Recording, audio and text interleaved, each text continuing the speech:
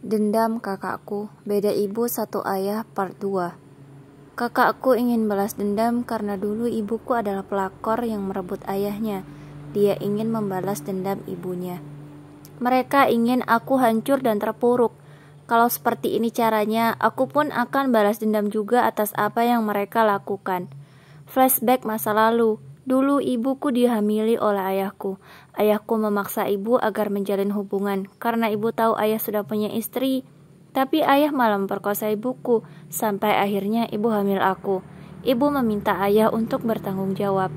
Karena ayah memang cinta pada ibu, akhirnya ayah menceraikan istrinya dan menikahi ibu. Karena hal itulah ibu dibenci oleh mereka, yang padahal ibu tidak mau dengan ayah, dia dipaksa.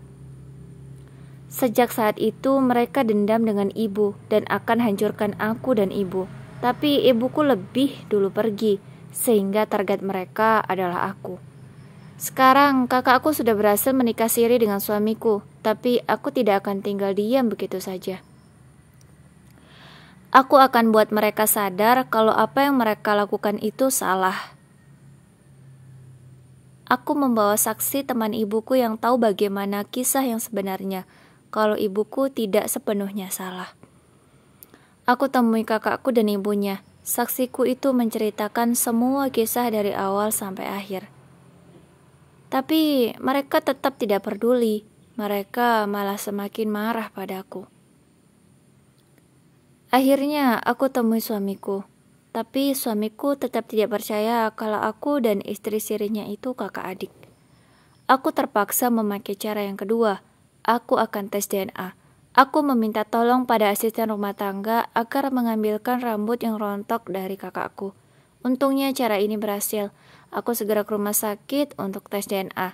Hasilnya cukup lama. Di sela aku menunggu hasil tes, aku menjalankan rencana ketiga, yaitu menyadarkan suamiku. Setelah aku diusir dari rumah, suamiku hidup seperti kacung mereka. Dia disuruh-suruh dan diporoti uangnya terus. Suamiku bahkan lupa dengan anaknya. Dia tidak pernah menemui atau sekedar menelpon. Dia seperti tidak peduli dengan anaknya. Aku menjelaskan panjang lebar, tapi dia tidak percaya. Dia merasa itu adalah hal yang terbaik yang dia lakukan untuk istri dan mertuanya. Terakhir aku tanya pada suamiku, apakah dia tahu siapa ayah dari istri sirinya itu? Dia tidak tahu. Bahkan nama ayahnya saat menikah dipalsukan. Itu artinya pernikahan mereka tidak sah, karena saat pernikahan ayahnya bernama Saman, sedangkan ayahku bernama Rahmat. Tentu ini sebuah kebohongan. Aku harus temukan bukti baru, yaitu akta kelahiran kakakku. Aku mendatangi rumah mereka. Aku menyelinap untuk mencari bukti. Aku pun menemukannya, tapi akta itu atas nama ibunya saja. Tidak ada nama ayah. Aku semakin bingung. Kenapa aktanya tidak ada nama ayahku kalau memang dia anak ayahku juga? Di tengah kebingunganku, hasil tes DNA keluar. Hasil ini lebih membuatku bingung karena antara aku dan dia tidak ada hubungan darah. Lalu kenapa dia membalas dendam padaku kalau dia bukan anak ayahku? Sebenarnya dia siapa? Kenapa dia bilang dia anak ayahku? Tapi hasil tes dan akta tidak menunjukkan kalau dia anak ayahku juga. Aku pun mencari tahu seluk-beluk mereka. Aku harus dapatkan kebenarannya. Aku pergi ke daerah asal mereka di kampung. Di sana aku bertemu dengan tetangga mereka. Untungnya tetangganya itu tahu asal-usul mereka. Ternyata ibunya itu sudah hamil dulu sebelum menikah dengan ayahku. Tapi dia hamil bukan dengan ayahku. Dia hamil dengan laki-laki lain yang kabur tidak mau bertanggung jawab. Karena keluarga mereka malu, mereka mencari cara agar ada lelaki yang mau menikahi ibunya itu. Mereka menjebak ayahku seolah-olah ayahku memperkosa ibunya.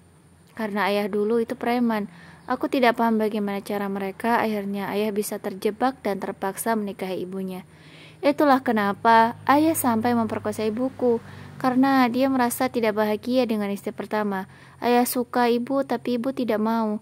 Tapi ibuku dipaksa dengan cara yang kejam oleh ayah. Aku akhirnya tahu fakta yang sebenarnya. Aku merekam semua cerita itu dan aku tunjukkan pada kakakku, ibuna, dan juga suamiku.